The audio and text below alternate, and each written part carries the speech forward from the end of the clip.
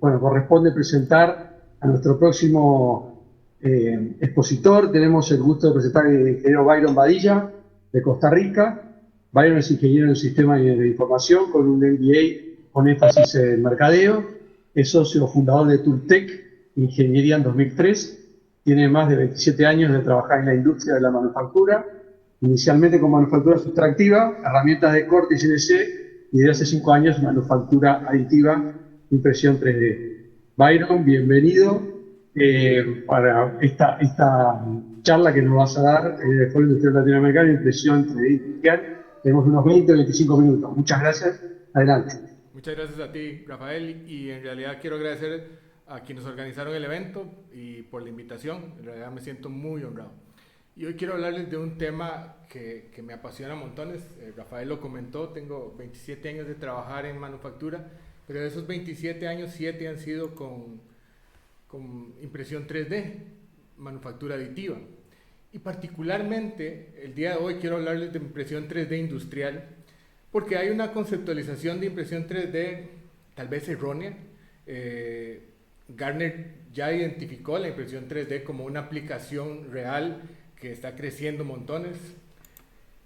Para darles un ejemplo de qué nos referimos nosotros con impresión 3D industrial, es máquinas que puedan tener la facilidad de reproducir una y otra vez los modelos sin cometer errores, y también que agreguen complejidad a esa producción de modelos. Entonces, en ese video que ustedes van a ver, perdón,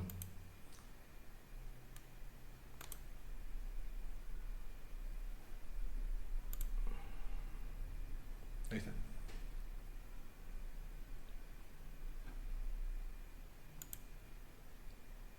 Ese video que ustedes van a ver es una pieza como sale tal cual de una impresora industrial. Eso no es un ensamble. Toda la complejidad que ustedes ven en esa pieza está creada a partir del diseño, y eso lo hace posible elementos de soporte soluble. La máquina tiene la capacidad de imprimir soportes solubles, y eso permite darle una complejidad increíble a los diseños. Entonces, ahí hay una diferenciación muy grande en cuanto a lo que es impresión industrial y lo que es impresión comercial o impresión personal, que es mucho de lo que se encuentra, es mucho de lo que se ve, pero que no es realmente hoy por hoy una aplicación que tenga un impacto enorme. Desde el 2014 se vienen creando o entregando proyecciones del crecimiento de la impresión 3D industrial, y si han cumplido, probablemente este 2020 no se vayan a cumplir por razones obvias. Sin embargo, la fuerza de crecimiento que tiene la impresión 3D es impresionante. Y ahí pueden ver un dato de cómo se va a comportar el mercado, cómo va a estar el mercado en términos de market share en 2026. Es simple y sencillamente una oportunidad que no podemos dejar pasar. A pesar de esto, aunque pareciera que todo esto es muy claro, a nosotros nos pasa, Gustavo lo comentó hace un momento en la mañana, bueno, en la mañana para nosotros acá en Costa Rica, de que a veces hablas con las personas y las personas en este momento no creen el impacto que van a tener. El caballero que ven en la fotografía, probablemente alguno lo conozca, es Paul Krugman. Paul Krugman es un Nobel de Economía que en los 90, cuando un grupo de inversionistas le preguntó que si ellos podían invertir, o si que él creía que se podía invertir en Internet, Paul Krugman le dijo que no, que Internet no era una tecnología que iba a tener un impacto en el mundo y que probablemente en unos 5 años iba a desaparecer. Y a pesar de eso ganó un premio Nobel. Lo mismo le pasó a Henry Ford cuando sacó el modelo T. La gente con sus caballos le decía, eso no va a tener impacto en nosotros. Nosotros nos quedamos con los caballos funcionan muchísimo mejor que esa máquina infernal que usted está produciendo. Sin embargo, ambas cosas, tanto la Internet como el automóvil, transformaron completamente nuestras vidas. Lo mismo va a pasar sin lugar a dudas. Obviamente tengo un sesgo cuando digo esto, pero estoy absolutamente seguro que va a ser así. La impresión 3D va a tener muchísimo más impacto que el automóvil y que el Internet en su momento. Y solamente pensar en un futuro en donde podamos imprimir órganos, a pesar de que no voy a hablar de bioimpresión hoy, pero pensando en un futuro donde podamos imprimir órganos, solo ese detalle va a tener un impacto increíble. En nuestra experiencia de estos 7 años trabajando con manufactura aditiva e impresión 3D, hemos identificado 4 diferentes actores en el ecosistema, si lo podemos llamar así. Uno de esos actores es la industria, las empresas, en donde se desarrollan los diseños, donde se desarrollan las ideas, donde podemos crear disrupción con las tecnologías que podamos hacer, en donde podemos sacar provecho a nuestra imaginación, donde se implementan cada una de las cosas que podamos diseñar. Si se puede diseñar, definitivamente se podrá imprimir. También hay una particularidad en la industria que tiene la impresión 3D. No solo aplica a la industria per se, aplica a varios otros sectores, pero en la industria nos enfocamos, que es la independencia de la manufactura. Y si ustedes han visto alguna otra charla o si han escuchado a alguien más hablar de impresión 3D de manera general, se habla de que la independencia de la manufactura es una de las cosas que nos va a ayudar montones. Traer las manufacturas y que las manufacturas sean locales, que podamos producir localmente las cosas que típicamente importamos. Les voy a comentar un solo ejemplo de una empresa japonesa de automóviles. Hay una empresa japonesa de automóviles que está a punto de lanzar celdas de fabricación que incluyen máquinas de impresión 3D metálicas y máquinas de impresión 3D plásticas para producir en sus dealers los repuestos por demanda. Quiere decir que si a mí se me daña la pieza del carro de esa marca, yo voy donde el dealer, pido la pieza, ellos la fabrican overnight y al día siguiente voy por mi pieza.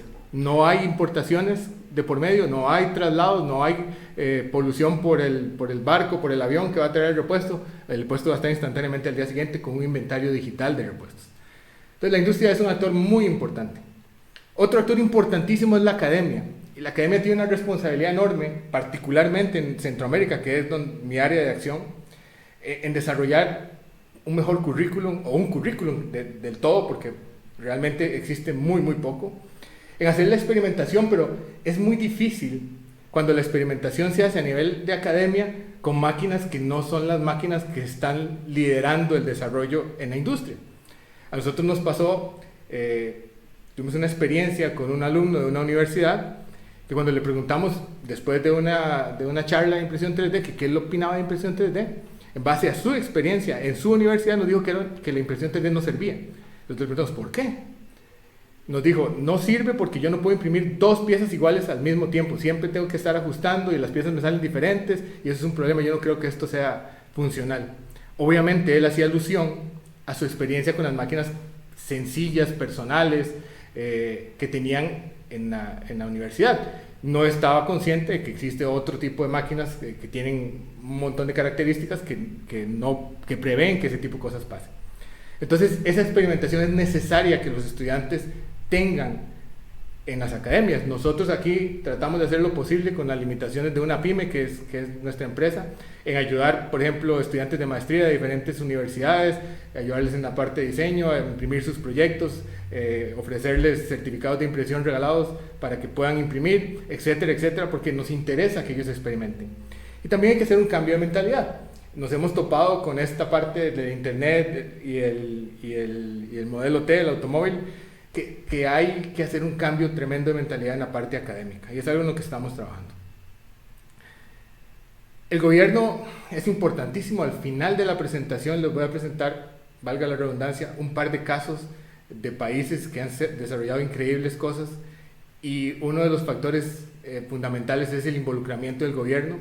Nuestro gobierno, particularmente en Costa Rica, ha hablado de una estrategia de industria 4.0, no obstante, lamentablemente la estrategia se ha quedado solamente en el papel. Nosotros no vemos a nivel real, tangible, una implementación, y faltan muchísimas cosas. Falta legislación, falta una facilidad, faltan incentivos, y ahora en el momento que estamos pasando en nuestro país, en toda nuestra América Latina, hablar de incentivos podría ser un sinsentido.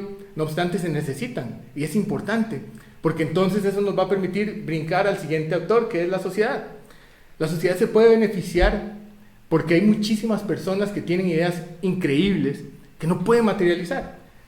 De esta empresa han salido dos ideas que se han convertido posteriormente en empresas.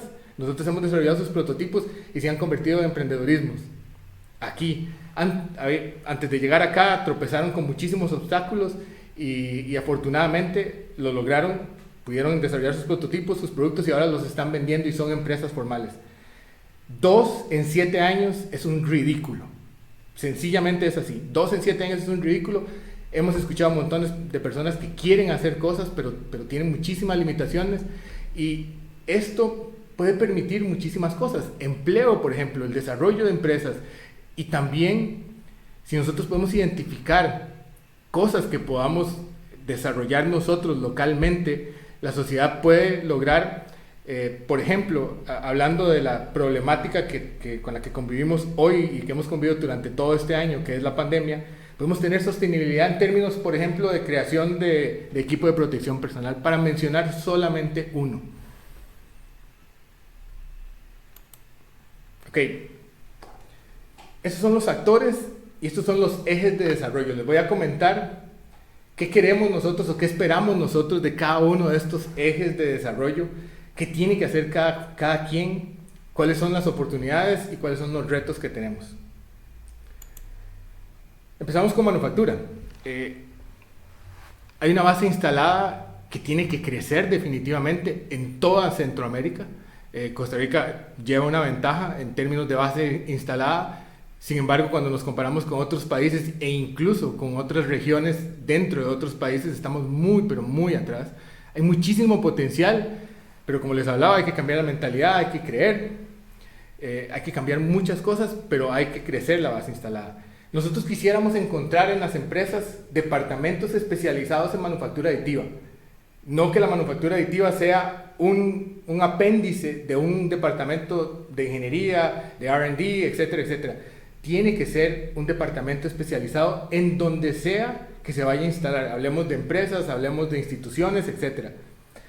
Tiene que haber una concientización del diseño. Es muy importante. Finalmente, las máquinas impresoras 3D, por más buena que sea su máquina, puede ser la máquina más cara que exista, con la tecnología más increíble, si su diseño no tiene valor, la impresión no va a tener valor. Realmente muchísimo pasa por el diseño y es una de las serias debilidades que tenemos nosotros, por lo menos, hablo de los países con los que yo estoy trabajando, que es Centroamérica. Y hay muchas deficiencias en parte del diseño. Nosotros estamos trabajando desde la empresa, en la medida de lo posible, en dar algunos cursos de diseño específico para impresión 3D y tratar de evangelizar en ese sentido. También necesitamos que haya más apertura. Cuesta mucho. Estamos evangelizando, como les dije, y parece que estuviéramos tocando puerta a puerta, tratando de convencer a la gente de algo que en otros países es una realidad absoluta y le están sacando muchísimo provecho. Entonces, hace falta un poco más de apertura en términos de industria. El Estado, les comenté qué cosas tiene que hacer o qué cosas no está haciendo. Nos parece muy importante que la hoja de ruta que ya se diseñó y que, para serles muy honestos, está muy bien diseñada, tiene los elementos que se requieren, y particularmente el presidente habló claramente de que esto es una ola, el presidente de Costa Rica, de que esto es una ola y que si nosotros no nos montamos en esa ola nos va a revolcar. Lo dijo así en su discurso del 2 de septiembre del 2018. Y estoy absolutamente de acuerdo con él. Lo que pasa es que en estos momentos, y ahora peor que nunca, no tenemos cómo combatir esa ola y no estamos haciendo absolutamente nada. Hay que tener mucho cuidado con respecto a la legislación. Nosotros tenemos una legislación laxa a nivel centroamericano, en términos de propiedad intelectual, y es algo que tiene una trascendencia importante en cuanto a impresión 3D. Acá nosotros hemos rechazado trabajos de impresión 3D porque personas e incluso empresas nos han pedido impresiones de cosas que tienen propiedad intelectual y ellos no tienen permiso para imprimirlo. Nosotros hemos tenido que rechazarlo y un par de ocasiones se nos han enojado, pero es nuestro deber, así lo tenemos que hacer. Y también nos encantaría ver que el gobierno cree proyectos en donde haya incentivos para que la gente, particularmente las pymes, pueda invertir en sus propias máquinas. Un sueño que se antoja utópico, porque lo hemos conversado con algunas autoridades en varias ocasiones y no hemos tenido una respuesta real, pero algo que nosotros soñamos es que una iniciativa público-privada cree un centro de excelencia como lo existe en muchísimos otros países, en donde un ciudadano común y corriente llegue con una idea, un ciudadano que no tenga conocimientos de diseño, que no tenga conocimientos de materiales, que no tenga conocimientos de máquinas, pero que ahí se le ayude a desarrollar su idea y que esa idea se convierta en una empresa, en un producto que esa idea ayude a generar empleo. Y es algo que quisiéramos ver desde el punto de vista del Estado. Y aquí hay algo muy particular. La salud tiene un potencial increíble cuando se habla de manufactura aditiva o impresión 3D. Empezando por el desarrollo de mejores doctores. Hoy por hoy existen máquinas que pueden imprimir modelos biocompatibles o biosimilares, por ejemplo, modelos de hueso con la misma estructura de un fémur, por ejemplo, donde si el practicante o el estudiante médico quiere hacer un taladrado en el hueso, se va a comportar tal cual se comportaría un fémur. Lo mismo con otro tipo de órganos. Eso ayudaría a montones en las universidades. Yo no puedo concebir que en nuestro Centroamérica no exista una sola universidad que siquiera se haya interesado en tener este tipo de equipos en sus instalaciones, de ningún tipo, universidades que tengan carreras de medicina, porque esto se paga solo, realmente abarata los costos. La no utilización de, por ejemplo, cadáveres para poder hacer las prácticas es un ahorro increíble, porque los cadáveres son extremadamente difíciles y caros de mantener. Entonces hay una reducción de costos tremenda, tanto a nivel de academia, en salud, como a nivel de hospitales.